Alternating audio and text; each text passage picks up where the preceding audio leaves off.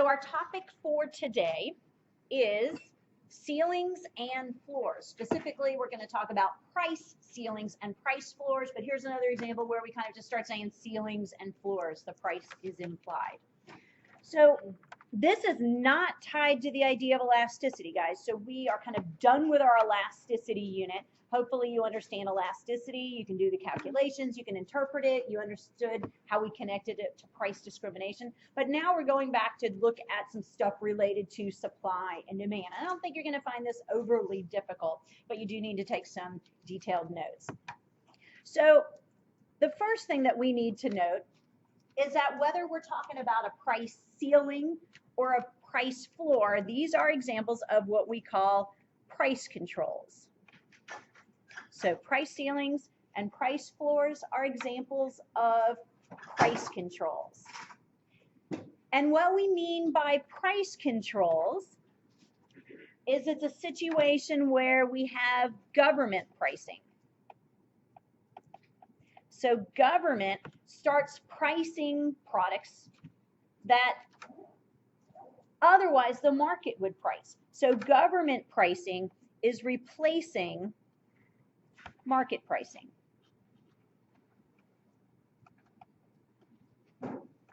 So in other words, when we say government pricing replaces market pricing, we're saying instead of letting the market price something,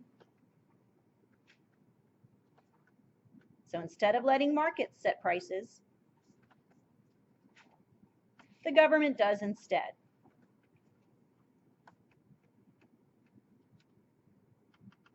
So instead of letting the market set prices, like we've been learning about supply and demand, that supply and demand set prices and it does so efficiently, markets aren't going to set the prices, and in this case, government does. So we should be asking the question, well, why would government want to do this? Why do this? What's government's point? Markets seem to work pretty well. Economists think markets are efficient. So why are we interfering with this process? Well, clearly, you're going to see through example that it's to help some set of consumers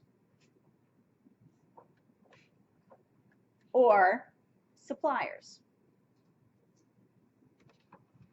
So clearly, when government chooses to do this, there's some group of consumers that they want to help by lowering the price, or there's some group of suppliers they want to help by raising the price. But either way, what we're going to see is that it results in an inefficiency.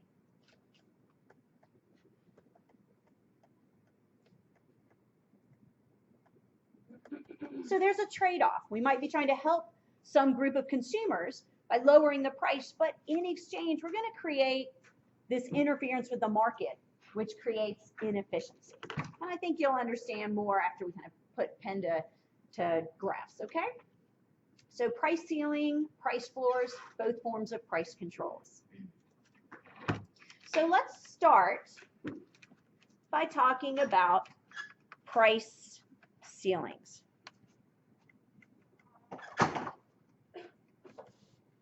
Price ceilings. So what we're going to see with price ceilings is that price ceilings are government's attempt to make prices artificially low. So when they impose a price ceiling, the goal is to make prices artificially low.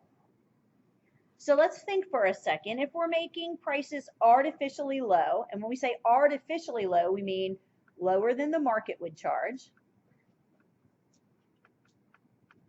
So lower than the equilibrium price that would be established in the market. So government's trying to make prices artificially low. In other words, lower than what the market would charge. So when we make prices artificially low, who do we help by that? Is that something that helps consumers, or does that help producers? Everybody. Consumers or producers? Who benefits from a lower price?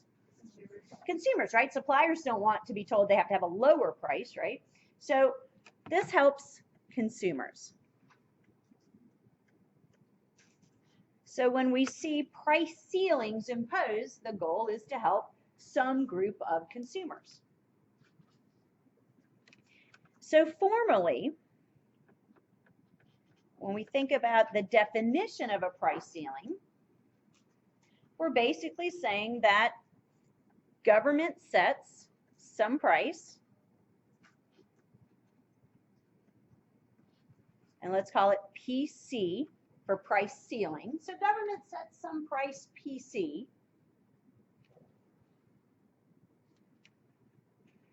where PC is less than the equilibrium market price PE. All right, so they're going to result in a lower price than equilibrium. So government sets some price PC, PC for price ceiling, where this price ceiling PC is some price less than price PE. All right, so let's draw a graph.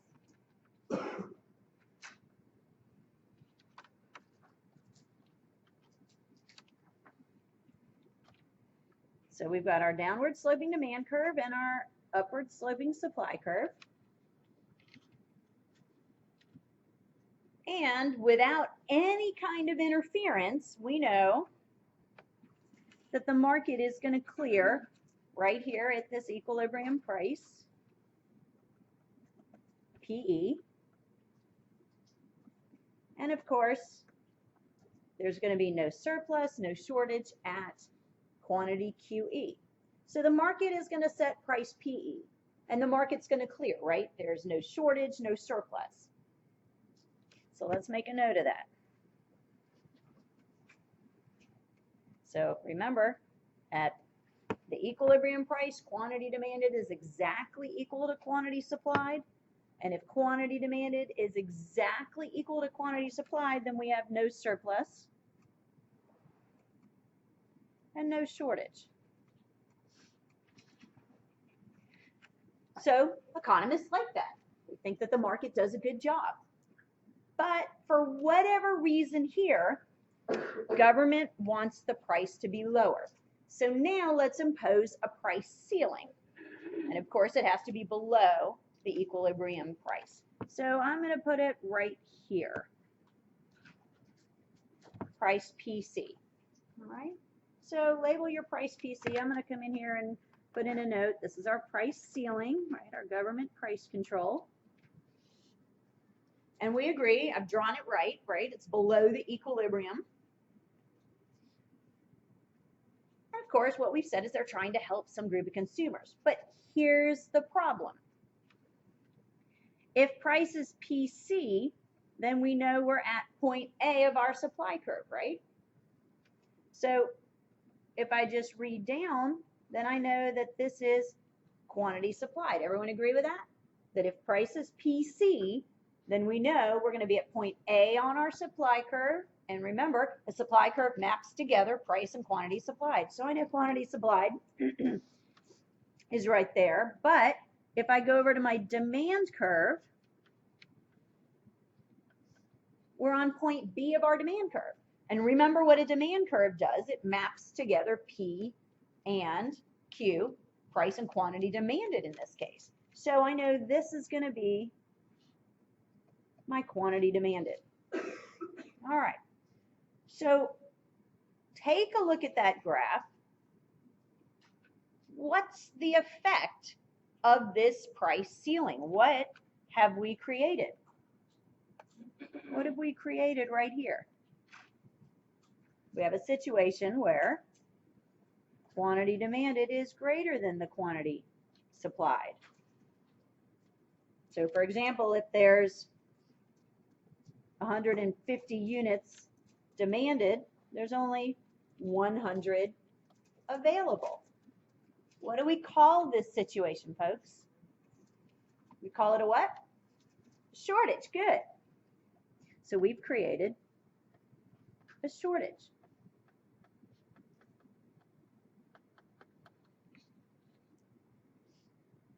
So we're trying to help some group of consumers, but the trade-off here is that we've interfered with the market price, right? When we interfered with the market price, what did we do? We created a shortage. Well, that's not necessarily a good thing. So up here we can note that where PE creates no surplus and no shortage, we see that PC results in a shortage. All right, now catch up with me. We're going to add on a little bit.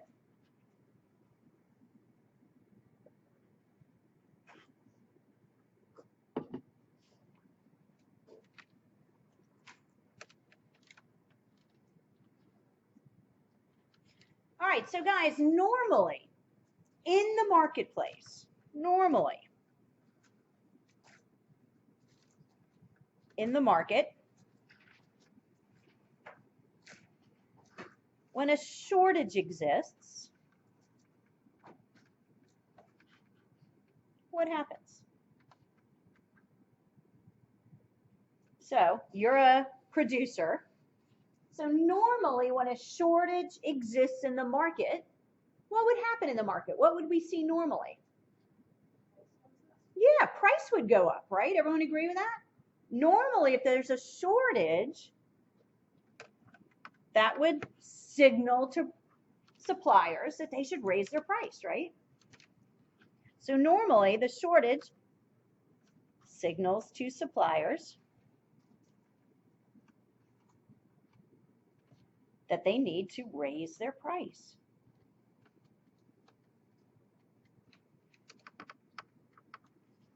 So when they increase their price, what happens to the shortage?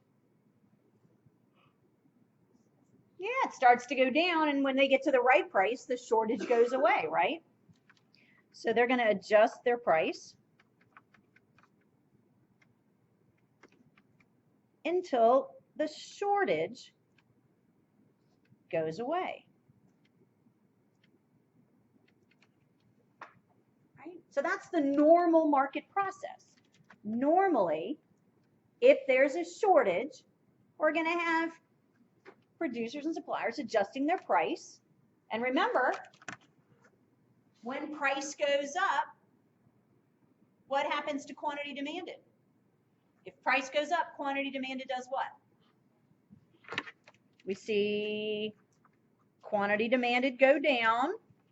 And when price goes up, what happens to quantity supplied? Right? This is just law of demand and law of supply. So law of demand says when price goes up, quantity demand goes down. What does the law of supply say? When price goes up, quantity supply does what?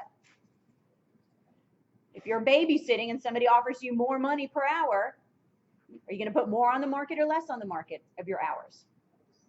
More, right? So you got to remember what we've learned about quantity demand, quantity supply, law of demand, law of supply. So here's my question, right? We understand the normal market price is that this would happen. Is this what the government wants to have happen? Does government want this to happen?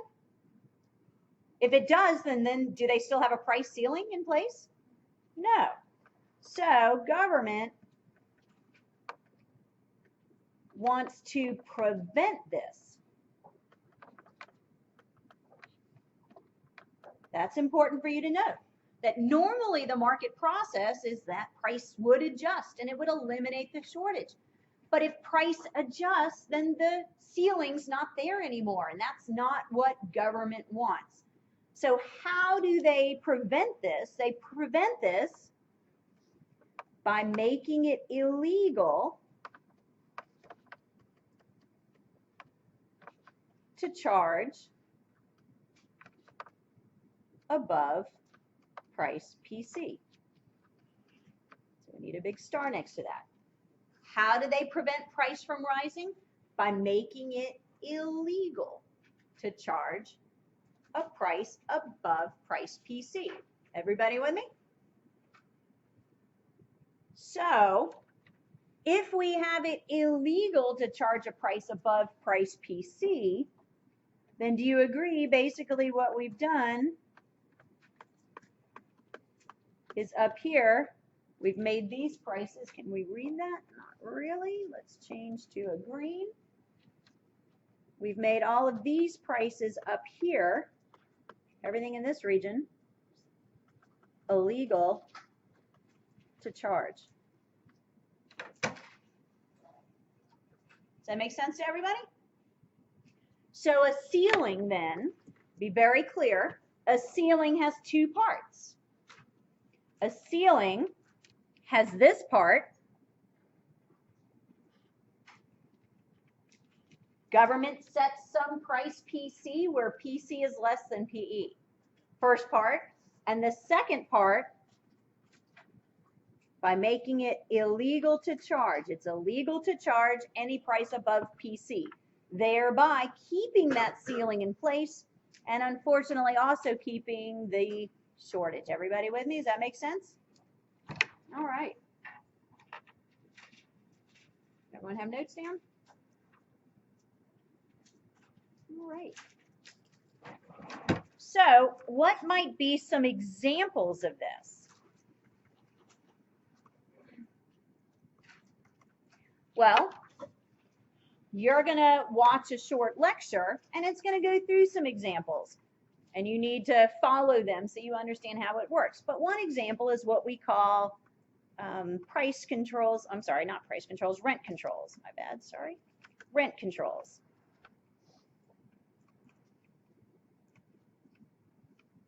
And rent controls are basically price ceilings in the rental market.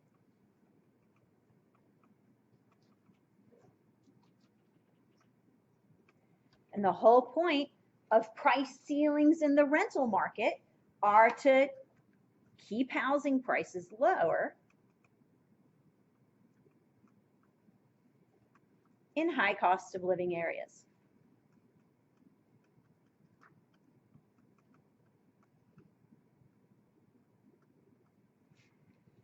So you might be a landlord, and if the government decides they're going to impose some rent controls on you, then instead of charging $1,500, maybe you're told you can only charge $800. Again, it's clear they're trying to lower the price. They're trying to help consumers of rental units in really high cost areas. So that's one example. A second example you're going to learn about would be our policy on vital organs. Everyone agree with respect to vital organs, we can exchange organs. So if I want to give somebody my kidney, I can do that.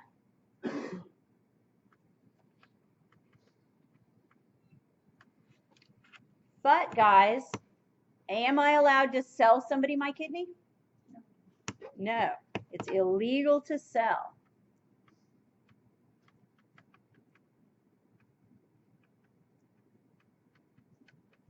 It's illegal to sell.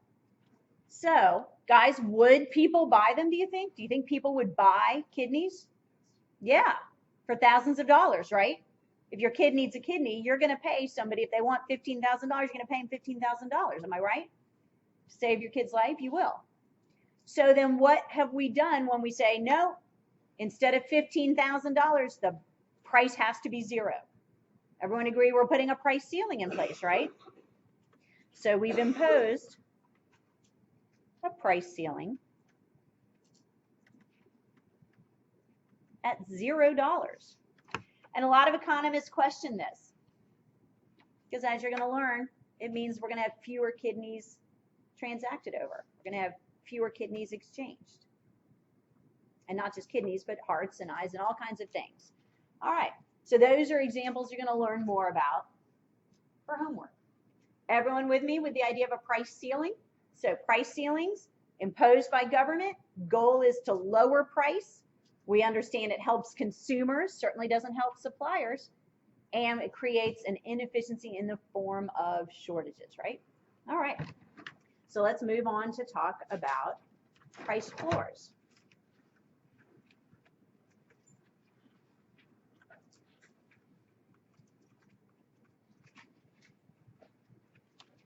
right, so price floor.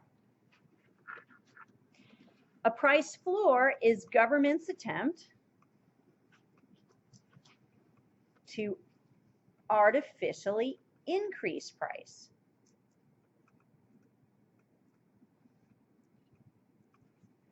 So it's government's attempt to artificially increase price. So if government's trying to increase price, who does that help? Does that benefit consumers or suppliers? Yeah, clearly is going to benefit suppliers. You and I don't benefit when prices go up. So suppliers or producers of something, that's who we're trying to help.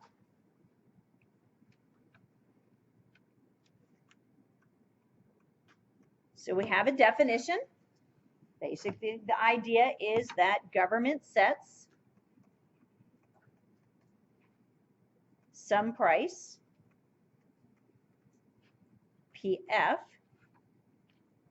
So government sets some price, PF, where PF is greater than PE. So remember, PE is our equilibrium price. So our market equilibrium price, and we already said we like markets because they set the price that results in no surplus and no shortage. But when you interfere with that price, then obviously you're going to get some kind of inefficient outcome.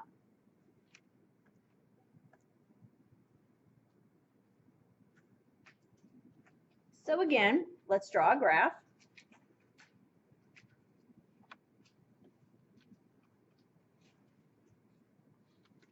Downward sloping demand curve, upward sloping supply curve.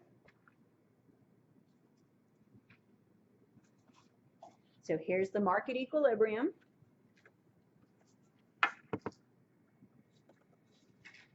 So we've got equilibrium price PE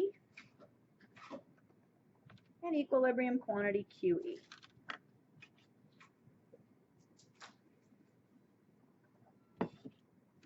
But now, government imposes a floor, right? And the idea of a floor is to artificially raise price.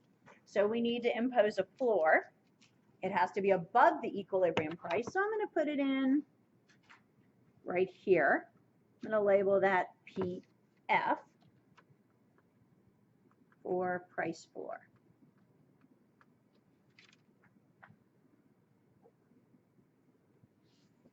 Now again, remember what we learned in supply and demand. A demand curve maps together P and Q. So if I'm on point A of our demand curve, then I know this must be our quantity demanded. And if I'm on point B of our supply curve, remember a supply curve maps together P and quantity supplied. So I know that this must be my quantity supplied. So we've created a situation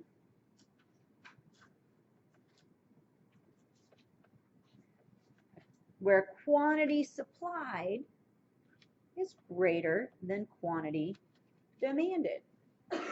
So if 200 units are supplied, then maybe only 80 units are demanded. What do we call this situation, guys? Surplus. Great. So we've created a surplus. All right, we've created a surplus. So we see that the floor creates a surplus, right? And that's a form of inefficiency. It's units that they're using resources to produce, but nobody wants to buy, right? So that's a form of inefficiencies. Guys, put your phones away. So again, we have the same situation. Normally, in the market,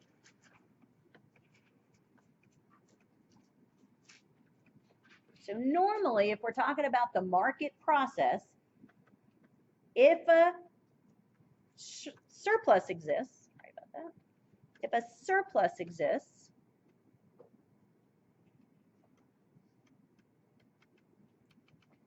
what's going to happen?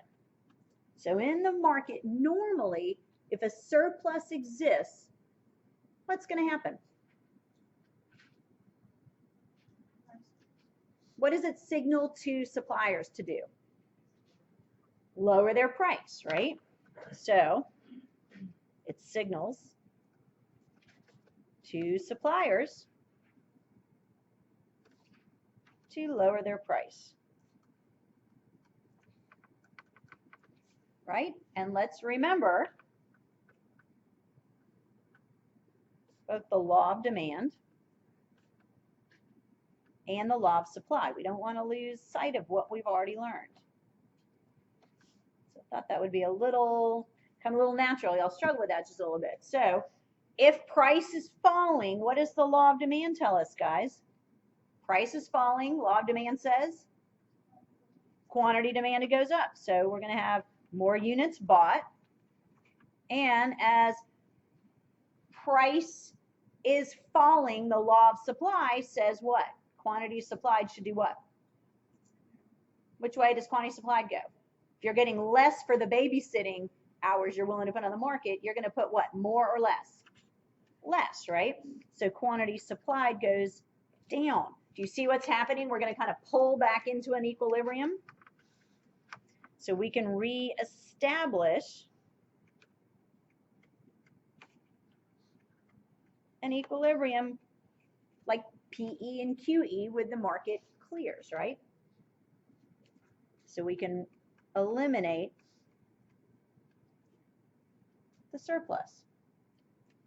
So normally, notice I said normally in the market, when we have a surplus, the invisible hand in the market's going to adjust. Quantity demand is going to adjust. Quantity supply is going to adjust as price starts to change. But again, I ask the question, does government want this to happen? No. So does government want this to happen? No.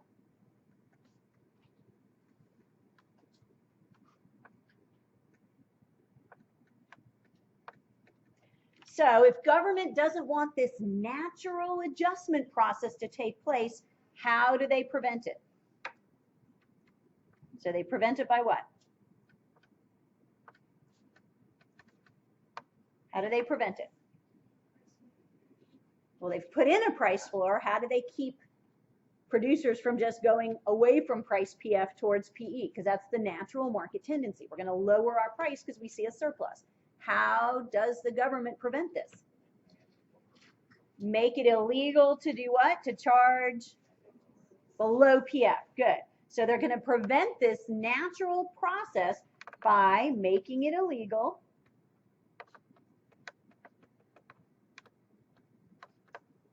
to charge below PF. So they're going to make it illegal to charge below price PF. So make sure then you understand that there's really two things going on. First, government sets some price PF, and then they make it illegal to charge below PF. So does everyone agree that all these prices here are now illegal to charge? So all those prices in that light green are illegal to charge. And that's going to keep that price floor in place, right? That's going to keep that price floor where it is. All right.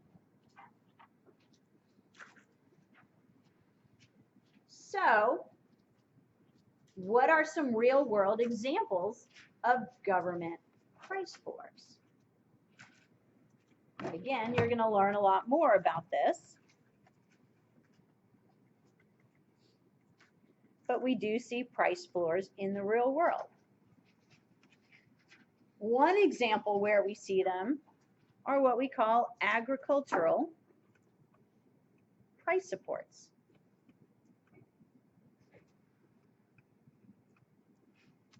Agricultural price supports. The whole point of agricultural price supports is they're trying to help farmers. And how do they help farmers? Well, they guarantee an artificially high price for crops. So they guarantee an artificially high price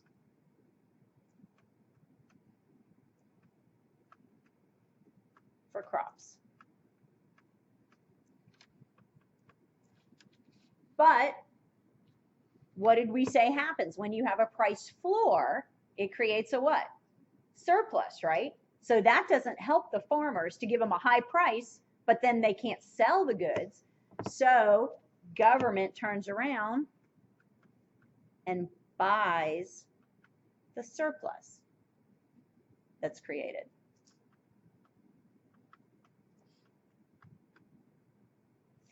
But guys, does government have any of their own money? Whose money is it?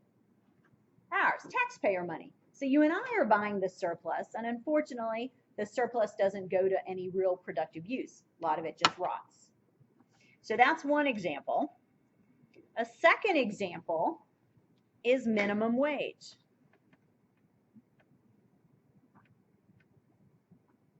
Minimum wage. So guys, you may not realize it, but minimum wage is an artificially high wage. Minimum wage is an artificially high wage. If we left it to the market, the equilibrium wage for unskilled workers would not be, what is it now, $7.25? It would not be $7.25. And in some areas, they've raised it to $15 with some potentially big problems resulting. So again, you can create this artificially high wage. And again, who are you trying to help? It's a good idea to try to help people so that they have a livable wage. So we want a livable wage for unskilled workers.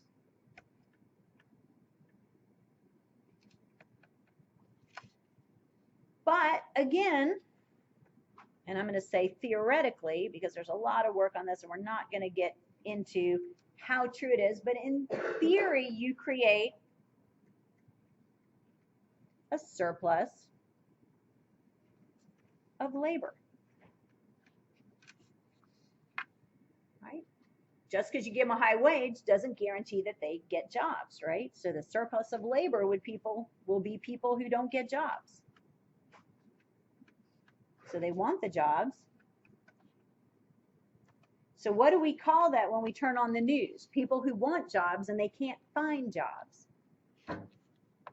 Unemployment, right? Unemployment. So a lot of economists have done research into minimum wage and trying to determine just how problematic it is. But also understand that a minimum wage of $7.25, or let's say we raised it to $8, is also very different than $15. And California has imposed some $15 minimum wages, and other parts of the country are interested. We need to know a lot more about the economic implications of doing that, because it's not a panacea. It's not a perfect, situation. We can't just adjust market wages without there being some kind of inefficiency created. And we want to know how big that inefficiency is. All right, so we understand the basics, right? Floors and ceilings. Now, it's important, guys. It's important that you understand that these are a little counterintuitive. Let's put them side by side.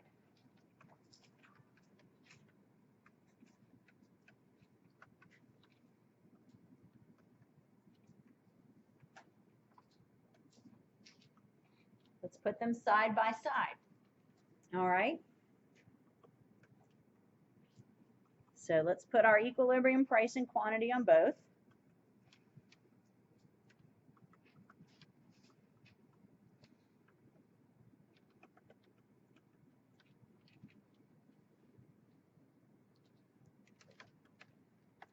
And on the first graph, we're going to put in our ceiling.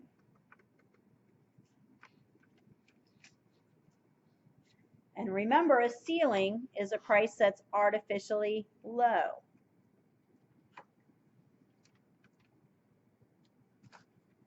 And on the second graph, we're going to put in a price floor.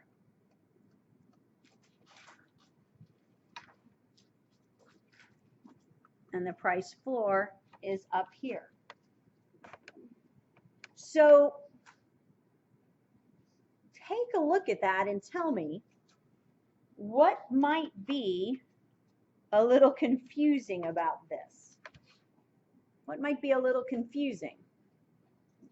The ceiling is where? On the bottom, and the floor is at the top. So I'm pointing that out, that it's like an upside down house. Ceiling on the bottom and the floor is on the top. And it seems backwards. But in a second, I'm going to show you it's not. And you also need to make sure you don't accidentally get them backwards. And I'm going to show you how wrong it will be when you do in just a moment.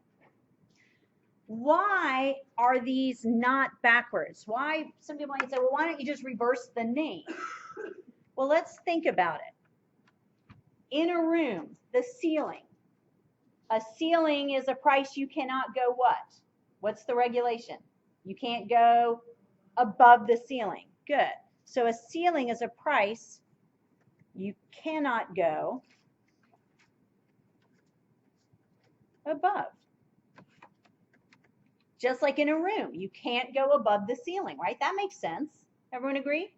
Makes sense to call it a ceiling, even though it's on the bottom. It's a price you cannot go above. And a floor, think about the graph. You're not allowed to go below that purple line. So a price floor is a price you can't go what? Below. So it's a price you cannot go below. Just like in a room, you can't go below the floor, right? So if you remember that a ceiling's a price you can't go above, this makes more sense, right? And if a floor is a price you can't go below, then it totally makes sense that the ceiling's on the bottom and the floor's on the top, and it's kind of an upside down house. Just remember, like a room, you can't go above the ceiling, you can't go below the floor. So far, so good. That makes sense. If I kind of convinced you that these are correctly named, even though it is a little confusing with the ceiling on the bottom and the floor on the top, right? But you get it. You understand why we're calling them those. So the last thing we need to do is look at what happens when we do get this backwards. All right. So what happens when I get it wrong? So what happens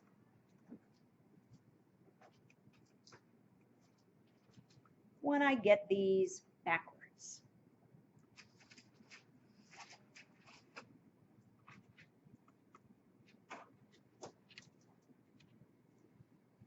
All right. So what happens when I get these backwards and I confuse the ceiling and floor? And I'm showing you this because maybe this is an area where I don't want to say I'm going to try to trick you on a test, because I'm not trying to trick you, because I'm going to show you why it's wrong. But this might be a point where you might have to think carefully on a test. So let's say I give you a graph like this.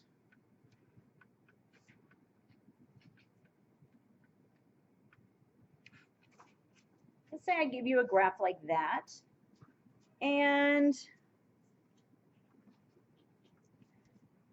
the market price is 120. And the market clearing quantity is 500. So let's say I give you something like that.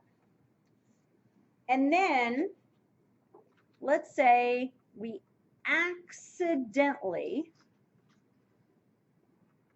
impose a price ceiling at a price above 120. We accidentally impose a ceiling above 120. So let's say I come in here and say, all right, we're going to impose a price ceiling right there.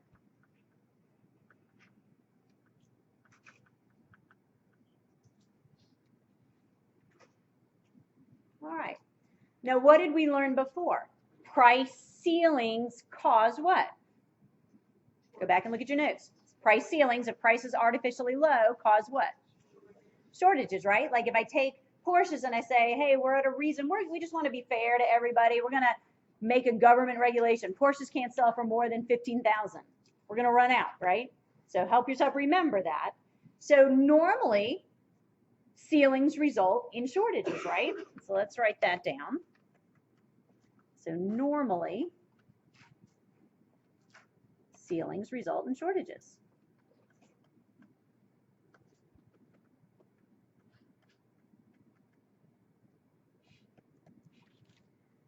So we need to figure out, will it in this case?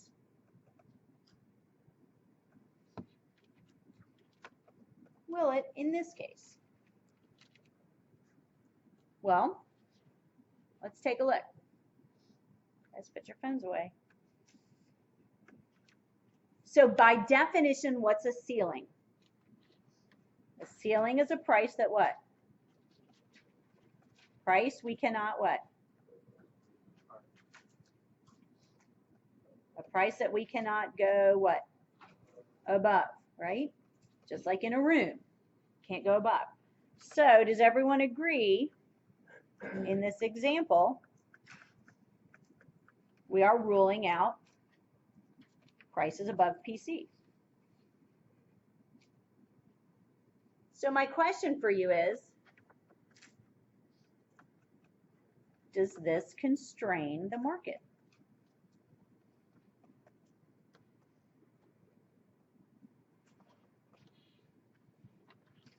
Does this constrain the market in any way, guys? Where is the market going to take us? What's the natural tendency? It's going to be for us to change prices, to eliminate any inefficiency. So where does the market want to go? The market wants to go here, right? So the market wants to go to the equilibrium price. Is there any reason it can't? Is there any reason it can't? Does this price control rule out equilibrium price of 120? Does it? No. So the market wants to go to the equilibrium price, and there's no reason it can't.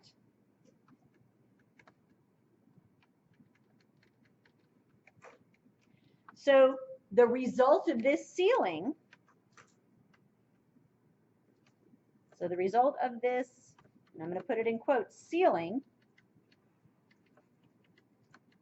is that it has no effect. You with me? It has no effect because you put the ceiling above the equilibrium price. You didn't rule out the equilibrium in the regulation because you put the ceiling at 120. You with me? So if on a test I give you a question like this, are you going to tell me this results in a shortage or a surplus? No, you're going to tell me what? That we're going to end up at the equilibrium price. Everybody agree? So we call this a non-binding ceiling. Non-binding. Because it doesn't have any effect on the market. The market will simply go to the equilibrium price and equilibrium quantity. So to be binding, what did we say? To be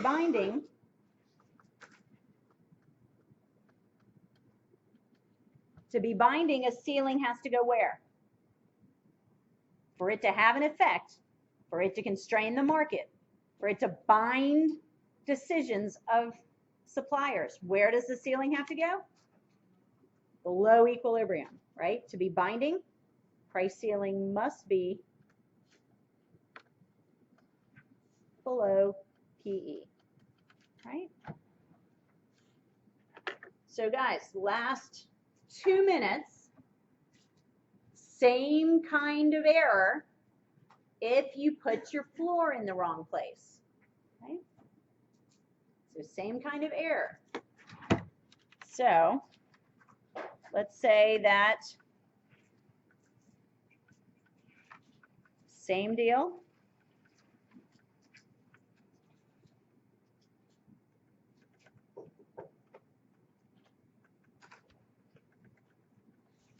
What if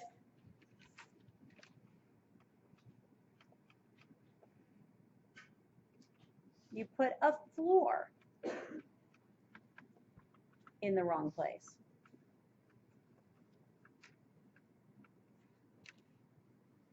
So let's say I put a floor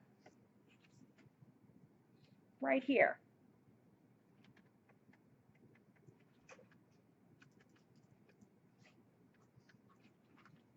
And by definition, what do we remember about a floor? A floor is a price you what? Cannot go below, right? So we've ruled out all of these prices. Have we constrained the market in any way? No. So this is an example of a non-binding floor. And again, it's not going to constrain the market, so what's going to happen? We're going to end back up at equilibrium. Equilibrium price and equilibrium quantity. All right. So guys, if I give you problems on ceilings and floors, what's the first question you have to ask yourself? So the first question, is it binding? So first question on homework and quizzes. Is it binding? Is your floor or ceiling binding? Or did I trick you with a non-binding ceiling or floor? Be on the lookout for that. Everybody with me? Does that make sense? All right. Make sure you read your announcements so you know what is due for homework.